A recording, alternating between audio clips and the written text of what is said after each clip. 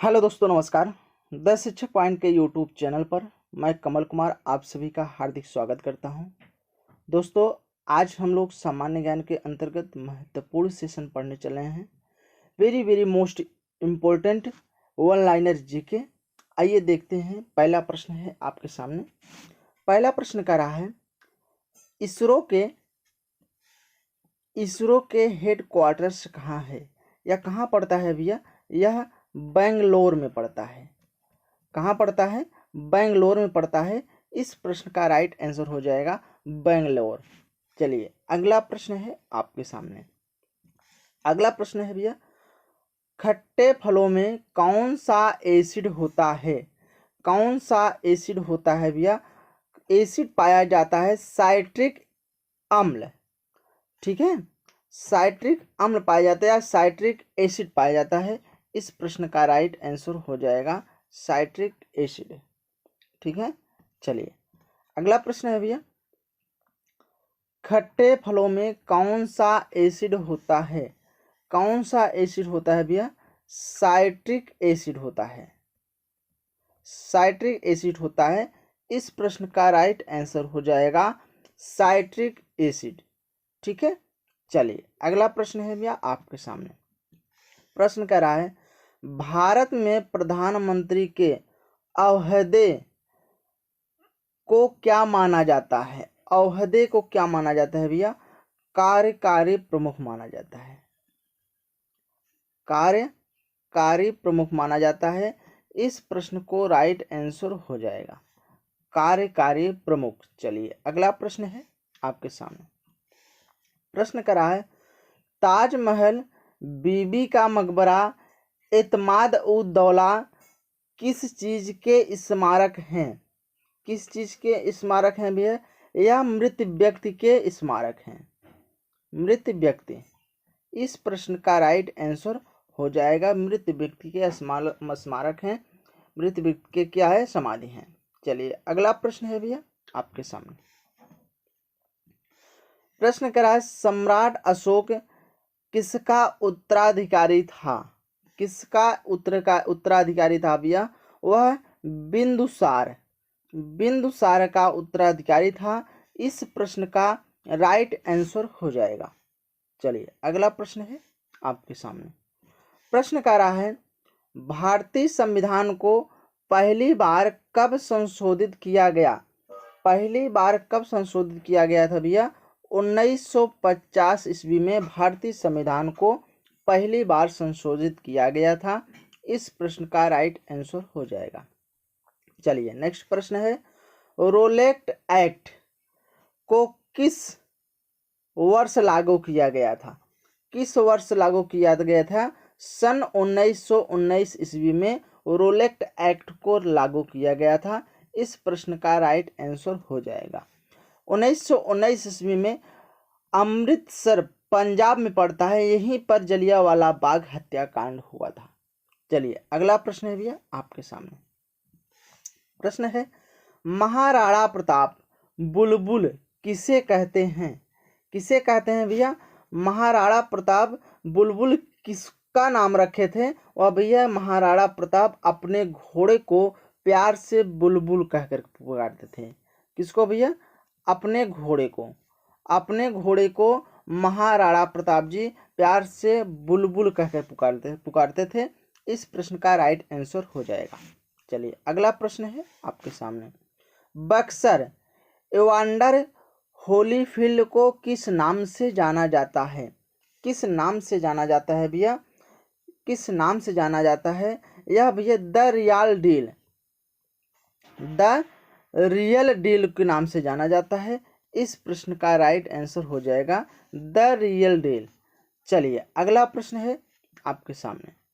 प्रश्न कह रहा है, सिंधु घाटी सभ्यता का बंदरगाह कहाँ पर था? कहाँ पर था भैया? इस प्रश्न का राइट आंसर हो जाएगा लोथल।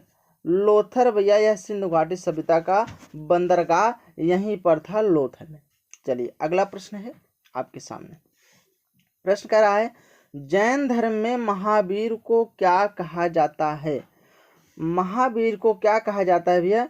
जैन धर्म को वास्तविक संस्थापक कौन कहे जाते हैं भैया? महावीर को ही माना जाता है। इसलिए जैन धर्म महावीर क्या माने जाते हैं? एक संस्थापक के रूप में माने जाते हैं। इस प्रश्न का राइट आंसर हो जाएगा।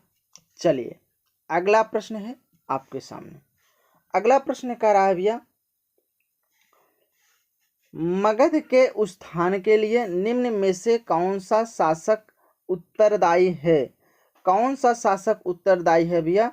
यह बिंबिसार शासक के उत्तरदायी है। इस प्रश्न का राइट आंसर हो जाएगा। चलिए नेक्स्ट प्रश्न है आपके सामने। प्रश्न करा, भारत में प्रोफेशनल T20 क्रिकेट लीग को क्या कहते हैं? क्रिकेट लीग को क्या कहते हैं भैया? IPL। क्या कहते हैं भैया? IPL कहते हैं। इस प्रश्न का राइट आंसर हो जाएगा। चलिए अगला प्रश्न है भैया आपके सामने। बहुत अच्छा प्रश्न है दोस्तों। भारत के राष्ट्रपति कौन है? भारत के वर्तमान राष्ट्रपति भैया द्रौपदी मुर्मू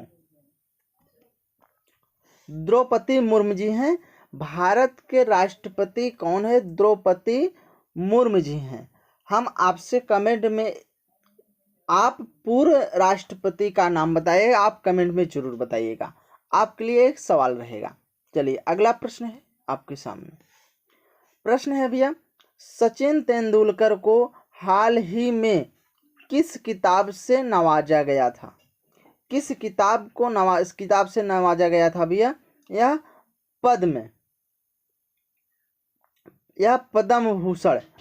पद्म भूषण से नवाजा गया था।